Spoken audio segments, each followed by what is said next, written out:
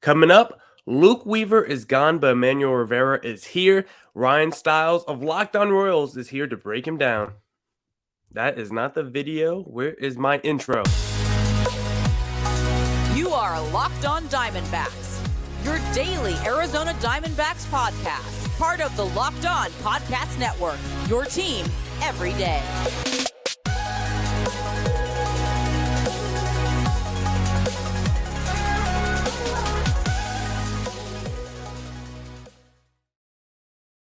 Welcome into the Locked On Diamondbacks podcast, part of the Locked On Podcast Network. Your team every day listening to who? The always charismatic host of this podcast, Miller Thomas. I'm a multimedia journalist and I'm a graphic designer, so please go check out my website, MillerThomas24.myportfolio.com. On there you can see all my latest work, from my packages to my articles to my photos and my graphic design. If you want to see more content by me, just follow me on Twitter at CreatorThomas24 for my personal account, or just look up Locked On Diamondbacks on both Twitter and Instagram for the podcast handle. And of course, thank you for making Locked On Diamondbacks your first listen every day. I would not be able to do this podcast without you, my loyal listeners, sharing, subscribing, reviewing, doing all that so I could do this podcast for you. Thank you. It's free and available on all platforms, so please continue to tell your friends. Today's episode is actually brought to you by Blue Nile. Make your moment sparkle with jewelry from BlueNile.com. And going on now is the Blue Nile anniversary sale. Save up to 40% on classic fine jewelry pieces and 25% on engagement ring settings. Shop stress-free and find your forever piece. Go to BlueNile.com today. And we got some big news to talk about. Of course, MLB trade deadline. D-backs are making moves. Luke Weaver just got traded to the Kansas City Royals. So to break down that trade from both sides, both perspectives, we brought on Ryan Stiles of Locked On Royals. Let me get my little name out of here. Get that out of here. Ryan, how you doing today, sir? MLB trade deadline day. We're recording this on a Tuesday. It'll probably drop Wednesday, but how are you feeling today, sir? I'm feeling good. It's always exciting, even though our teams aren't in it necessarily for the play-in chase. It's still an exciting day for baseball. I mean, we're going to have a superstar, Juan Soto, moved, and it's just going to kind of reshape the way we think about the rest of the season. So it's very exciting. I am happy to be here, but we do have a very important trade to announce on the lower scale for the Royals and Diamondbacks that we're going to dive into as well. So I'm excited, man. Yeah, for our two teams, it's still a pretty interesting day because our teams are going to be active. It just we're the sellers of the market, right? Where teams are coming to us and they say, what players can we poach from your team to help round out the edges of our roster for our playoff run? So it's always kind of a sad day for teams like us because it's like, what fan favorites are going to be leaving our teams today? Which players have we really enjoyed that might not be on this roster any longer? So it could be a sad day for us, but we did get one trade, and I don't think I was too sad to see it happen because the D-backs and the Kansas City Royals made a trade. Luke Weaver to the Royals. Coming back is third baseman Emmanuel Rivera. And this was basically just like a straight up 1-for-1 swap. This was not the D-backs trying to get any prospects back for Luke Weaver, try to salvage the deal that they made for Paul Goldschmidt a few years ago. This was not the Royals saying, this is a young guy who has been on the major league level, hasn't really taken a step up, but maybe we could get a couple young guys back for him. This was just a straight up trade between two teams that are saying, these are two young players that we're just kind of both probably over in our own organization, and maybe they could progress somewhere else, and maybe finally turn around their career with someone else. Yeah, I think that it's just a classic case of just change of scenery, where the Royals are betting on Luke Weaver on a change of scenery with a new organization, new pitching staff, new pitching coaches and everything. Maybe he can turn it around. I mean, he has some things you might like that 78th percentile spin rate. And then for the D-backs, they're going to take a chance on Emmanuel Rivera, who has hit in spurts at the major league level. You can correct me if I'm wrong, but I mean, at least for the Royals, it feels like, hey, we got a surplus of infielders. Let's trade away this infield that has some pop potential to kind of bounce back for an arm that could bounce back as well. Just kind of a flyer for each side on a position of need, at least for the Royals. They need as many arms as they can get. Yeah, let me first start with the D-backs perspective of why they would – well, let me start from here. Why would the D-backs want Emmanuel Rivera? What have you seen? Is it why are the Royals moving off of him, and why do you think the D-backs would even want him? Has there been something from his minor leagues that he was really good at? Has there been anything that maybe he's flashed on the major league level? Like, as a D-backs fan, should I be excited about Emmanuel Rivera at all? Yeah, I'm excited. I was excited about Emmanuel Rivera for the rest of the season for the Royals. So for the D-backs, I would be very excited just because I think that he plays a serviceable amount of defense where I don't think he's ever going to win a gold glove, obviously, but he's also, I think, above average in the field, which helps a lot. I think that he can be a guy who can, at the peak of his ceiling, be like the sixth or seventh guy in your lineup that helps you turn the lineup back over to the top of the order. I think that he has everyday ball player potential. And I think that his floor is a nice utility piece off the bench for a Major League club. I think that he's a Major League player for sure.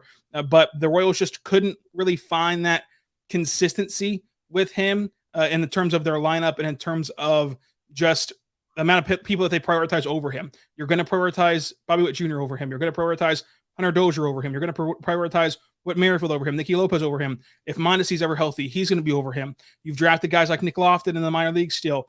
MJ Melendez, of course, can bounce all over the diamond. And then, you have Emmanuel Rivera then slotting in a lot later in this process. So it's just a case of, he can't be an everyday ball player. But again, like I said earlier, I think that it's just two teams switching a flyer player at a more position of need for each organization.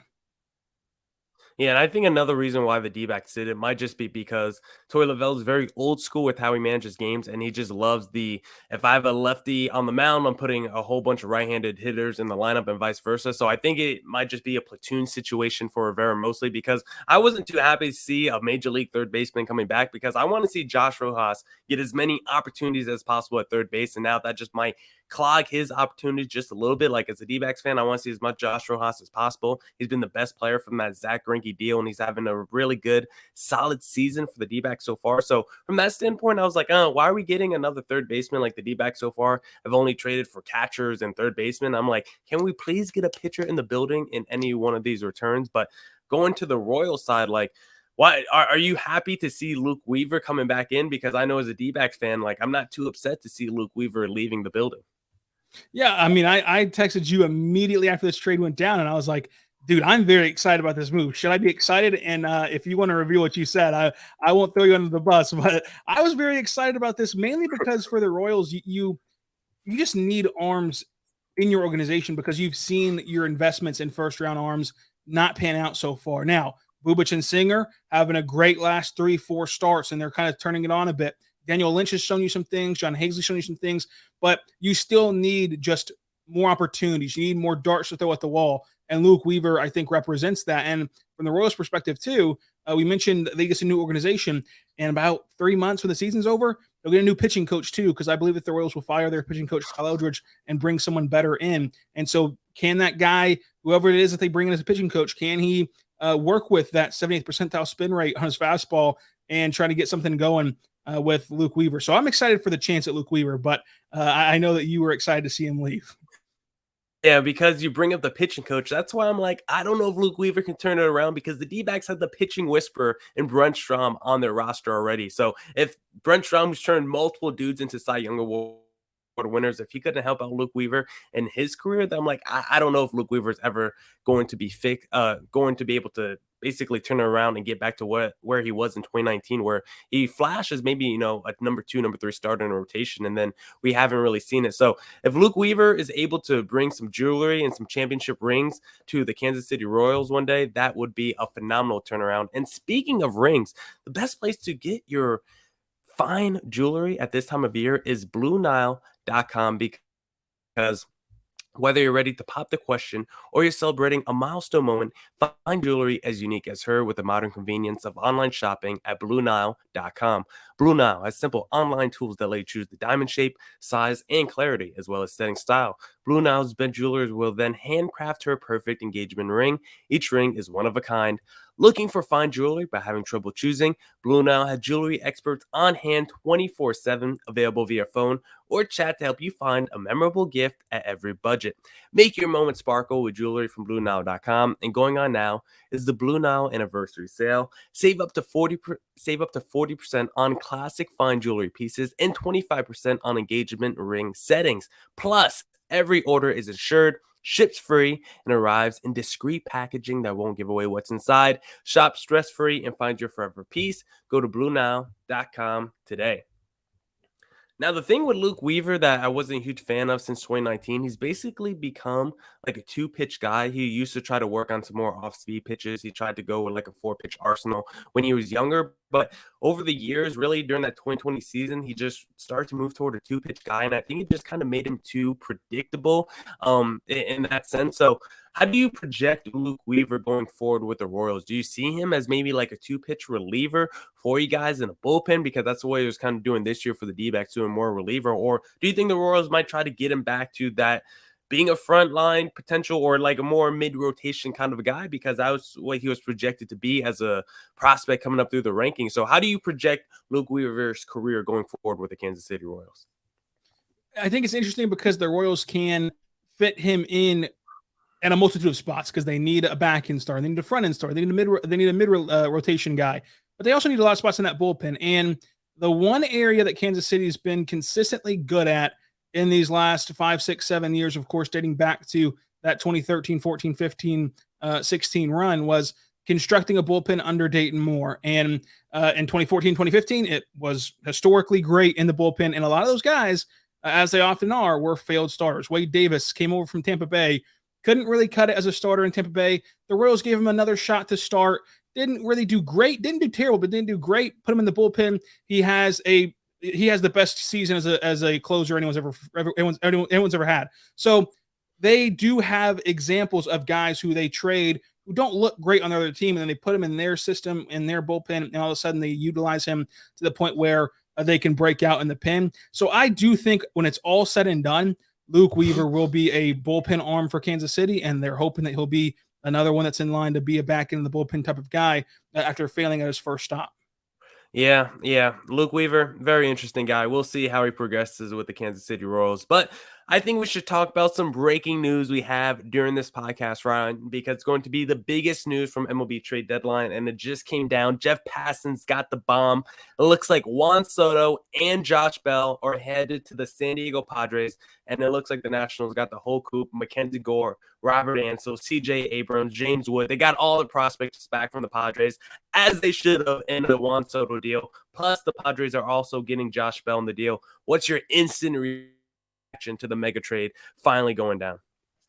It just feels kind of light, and that sounds strange because it sounds strange, but when you factor in that they're getting Josh Bell and Juan Soto, and they trade a ton of prospects, obviously, but let's face it, like, prospects typically don't pan out, at least not all of them, obviously.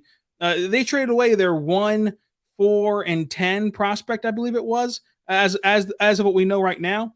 And they also gave away Mackenzie Gore, who's been solid, but by no means has lit the world on fire in the major leagues. So whenever you give away your 1, 2, 4, and 10 prospect for Soto and Josh Bell, and you have Soto for 3 pennant chases, that is well worth it if you are the San Diego Padres. If you can afford to do it and your ownership signs off on paying the big bucks and taking on this team that now has Soto and Machado and Tatis and everyone else, then trading away 1, 2, 4, 10 for Soto and Josh Bell, 2 players who are going to enhance your lineup in a massive way, because now you get Hosmer out of that lineup and everything else. Yeah. And now you get Soto in that lineup. To do that and only go Mackenzie Gore, your 1, 2, 4, 10, that is a steal for the Padres, all things considered, especially, again, because you get 3 tries at it if you're San Diego, not just one. Yeah. And I don't disagree with the prospect take, because I'm like the anti-prospect guy over here on the podcast. I'm like, yeah, if it's a superstar, then you trade your prospects, because I think it depends on the level of talent. I'm not just trading anybody. I'm not doing what the D-backs did, where they traded the number 1 pick and a bunch of guys for Shelby Miller. Shelby Miller's not the kind of guy to do that prospect deal for. But Juan Soto, who is maybe could be a top 10 talent all time in Major League Baseball. He's like the king of walks right now in Major League Baseball, right next to Mike Trout. You give up everything for that dude. You give up the farm. And if you're the Padres, like, yeah, the 3 pennant chases you mentioned, but like him and Tatis just together, and Manny Machado, like, people forget Manny Machado is only 30 years old. This is still someone that's like pretty young and still in the prime of his career. So the trio of Machado, Soto, and Tatis, like, that's going to be another 7, 8 years. And just the duo of Soto and Tatis, like, that could be another 10 to 15 years of just those two together. So if you're a San Diego Padres fan, like, you got your trio of stars locked up for the future. Maybe Juan Soto's not locked up yet, but I don't see why the Padres wouldn't. Like, if you're the Padres or just any team right now in the open market and you see Juan Soto, like, what number are you comfortable giving Juan Soto, do you think? Would you go the 14 years, $500 million route? Like, what's your philosophy when it comes to contract and big money deals? Yeah, and that's the thing. You get 3 years before you even worry about, the contract for Soto and extending him. Like, if he wants to leave and just doesn't like San Diego, he's still under control for 3 years. Like, this is not a rental by any means. So that's why I feel like the prospect thing is not a big deal, because the odds are at least one of those top 10 guys aren't going to pan out. And if the rest of them do, that's great for Washington. But you also gave up one of your other big commodities in Josh Bell and took back Eric Hosmer. That was just announced 1 second ago. So the final haul ends up being, the final haul ends up being Mackenzie Gore, Robert Hazley, CJ Abrams, James Wood, Jurin Susan, and then Eric Hosmer to the Nationals. That's it for Soto. And it's not just Soto, it's Bell too. Because if you would have traded Bell to the Astros, you would have gotten probably their 4th and 5th prospect without having to take on Hosmer's contract either. Like, I don't know. It just seems a little bit light considering the hype that there was around this epic return for Soto.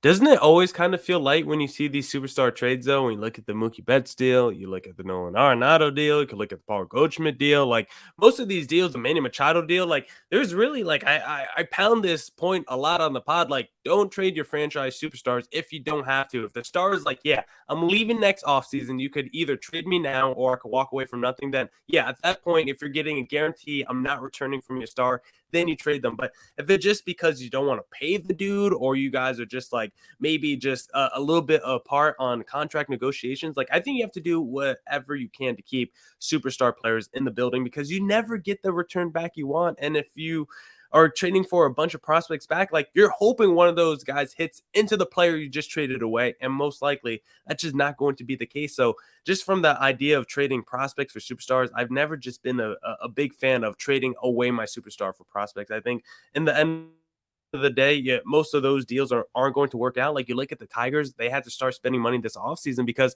they blew up their team back in 2017, 2018, and they've really haven't been able to they haven't been able to rebuild, through the draft, through free agency, whatever. They're now starting to spend money to try to rebuild that organization. But the Verlander deals and the Max Scherzer deals and the JD Martinez's deals, like, those guys didn't really net back any prospects that are helping that team right now. So that's why I'm like, yeah, just give me superstar players. I feel like if I was a GM, I feel like I would just fleece teams all day, because it doesn't take a lot to get a superstar player from another team when you've seen the recent deals that's happened in the last couple of years.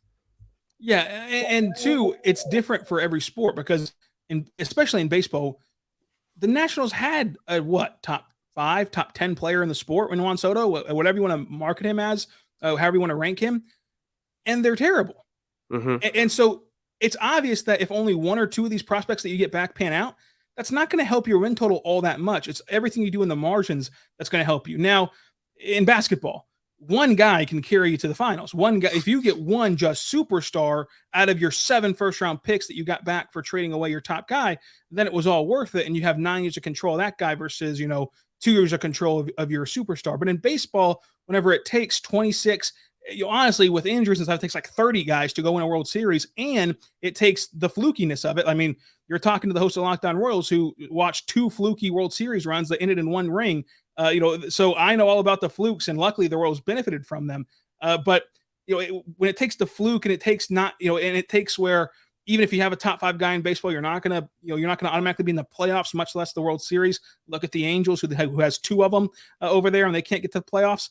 To where you're right. I don't see the point in it in baseball, especially. In other sports, it makes more sense, but when you switch the mindset into baseball, it doesn't really make that much sense at all.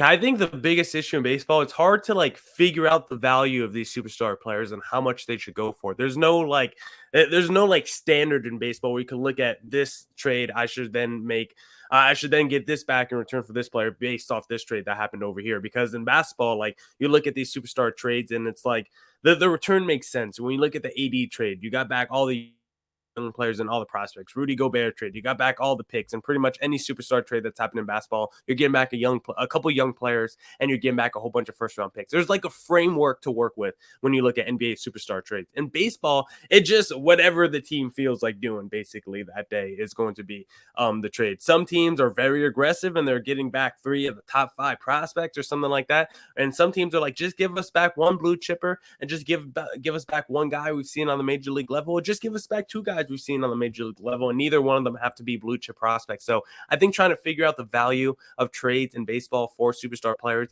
it's just really tough because there's no like framework in baseball as opposed to like the NBA or the NFL when we see superstar trades go down.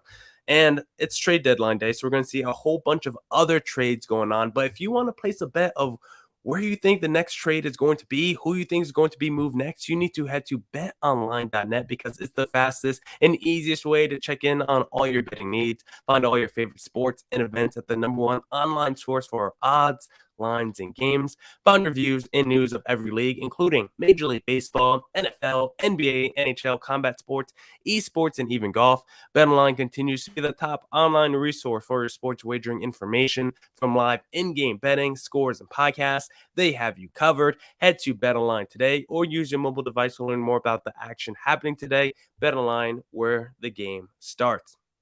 Now, Ryan, so far there's been a lot of craziness from the trade deadline. And is there a move you like, a team that you think is a winner so far? Or you could even take it another way. Is there a move you hate or a team that you're just like, what the hell are you doing right now? Yeah, I find it interesting about the Brewers trading Hader.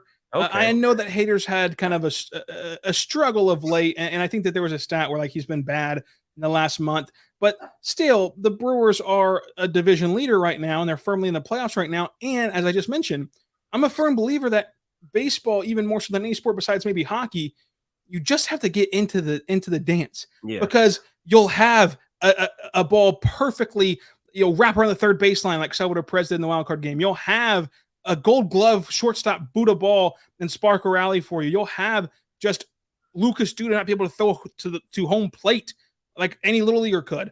Like you'll have those moments where a team that's not as good or a team that's not the best team win a World Series because they were just in the right place at the right time. To where if I have a chance to go to the playoffs, I'm going to take that chance and I'm going to take it with my best guys. And I think that Hader, even though he struggled recently, is your best guy. So I find that interesting to sell. And again, it's different in every sport. Like if you're the 8th seed in basketball, you're not going to win the NBA Finals. So if you trade one of your best guys, it's not that big of a deal. But in baseball, whenever it's so fluky and so random, I would have liked to see a division leader keep one of their best guys.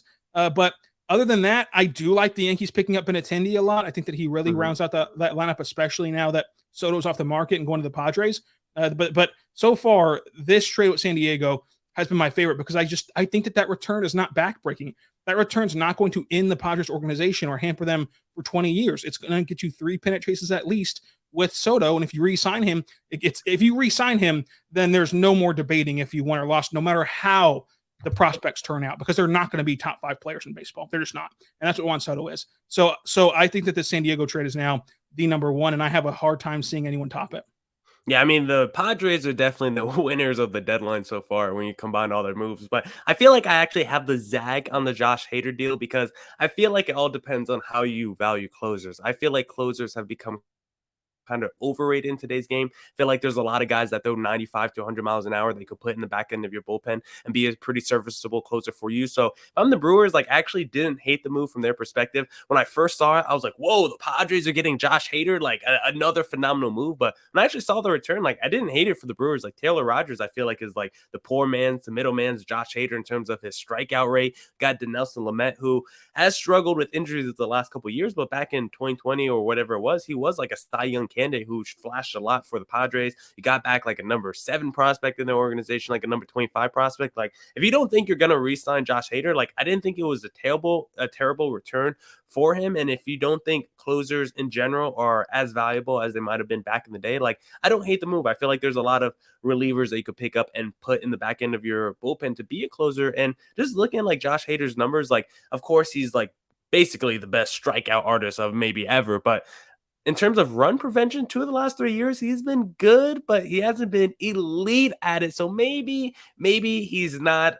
Maybe the strikeout numbers inflate a little bit of our perception of Josh Hader. I don't know. We'll see what he does with San Diego Padres. Is if he gets back to what he was doing the first month and a half of the season, where he literally had like a 0.0 ERA, then he could just shut me up right away. But he did just come off a pretty bad month, so it is pretty interesting. But the Yankees are also loading up, like you said, the Benintendi deal, the Frankie Montez deal was really nice. I think the team that I hate the most so far from this trade deadline, I've talked about it a bunch on this podcast, is just the Boston Red Sox. I just hate everything they're doing. I just hate the whole vibe and energy around the organization right now. You trade Mookie Betts away. That pretty much started it all when we brought the new GM and front office in, and you're like, we're just going to change our whole philosophy. I know we have a core right now of great talent and a team that could win a championship, but no, we're going to trade Mookie Betts, and then guess what?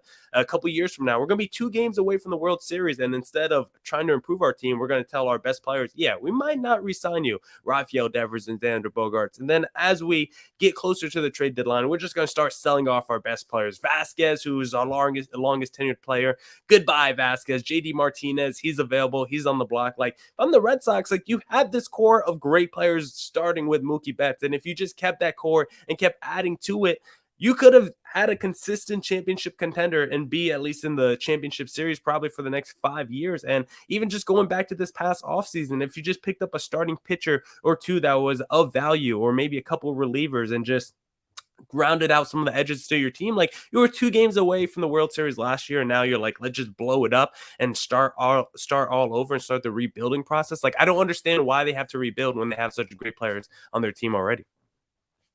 Yeah, and that sentiment is shared by everyone I've seen that covers or likes or is a fan of the Red Sox. So Yeah. I think that you're spot on there. Yeah, it's been an interesting trade deadline so far, and I think the baseball trade deadline, I think it's pretty good. How would you compare it to the NBA trade deadline? Because I know you do the Locked on Thunder podcast as well. So which one for you is more exciting or appealing? Because I feel like baseball trade deadline might actually have the NBA trade deadline. This is the area where I think that baseball's trade deadline and baseball in general wins over every other sport. I think that, I can't touch on hockey. I don't know much about hockey at all, but in terms of football, basketball, baseball, this is the area that baseball thrives, because I think that every year we see a guy, not of the caliber of Juan Soto, because he's top 10, but every year we see a guy that casual fans know and that casual fans will like, and that will like get them excited that he's got traded. In basketball, we do see sometimes, James Harden get traded for Ben Simmons or whatever, but most of the time, you're trading a back-end starter for a back-end starter. You're trading a 6th or 7th man for a bench player, a future pick or whatever. But in baseball, it feels like there's at least one big splash every year that the casual baseball observer can rally behind and then kind of get reinvested into the sport for the last couple of months before the World Series and the playoffs. So I would give it to baseball. I think it's just a more exciting trade deadline, and more happens. And it happens, just more frequently that big moves happen. In basketball and football, there's outliers, of course, but it just feels like they have that big move to really punch you in the mouth every year the way baseball does. Yeah, it's probably just a little bit easier to make trades in baseball because you got all these prospects you could pick from. They could just throw into deals. Basketball, they just care about their picks so much. It's just a little bit You don't harder have to make a match deal. salaries either. Oh, yeah, that's a huge one. Yeah, not matching salaries, because that basically holds up most of those deals in basketball. So, yeah, I would say the baseball trade deadline is a little bit more exciting. I think a couple of seasons ago, the big prize from the NBA trade deadline was like Andre Drummond or something like that. So I would definitely say the baseball deadline is more interesting. Ryan Stiles of Lockdown Royals breaking it down for us on the trade deadline. Emmanuel Rivera coming back to the D-backs and all that fun stuff. Where can the Locked on Diamondbacks listeners find you on social media and everywhere else? You can find me on Twitter at Rylan_Styles, and also follow the show on Twitter anywhere you get your podcasts, or YouTube, or anywhere else on Lockdown Royals. So check it out over there as well.